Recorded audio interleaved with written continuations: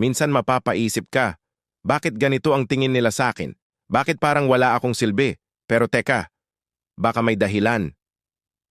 1. Wala kang sariling diskarte sa buhay. Lagi kang umaasa sa iba, hindi ka marunong magdesisyon o magsimula ng sarili mong hakbang. 2. Puro salita, kulang sa gawa. Ang dami mong plano, reklamo o opinyon, pero wala namang aksyon o resulta. 3. Laging pabigat sa pamilya o grupo, imbes na makatulong, dagdag pasanin ka pa sa mga taong nasa paligid mo. 4. Walang progress o growth sa sarili.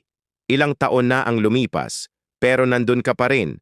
Walang bagong skill, wala ring pagbabago. 5. Takot sa responsibilidad.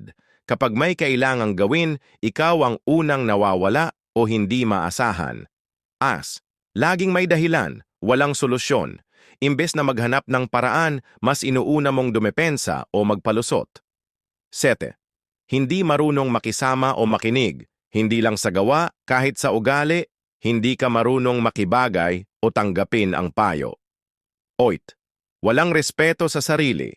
Kung ikaw mismo, hindi mo tinitingnan ang sarili mo na mahalaga, paano ka rerespetuhin ng iba? Kung natamaan ka, hindi yan para husgahan ka, kundi para gisingin ka.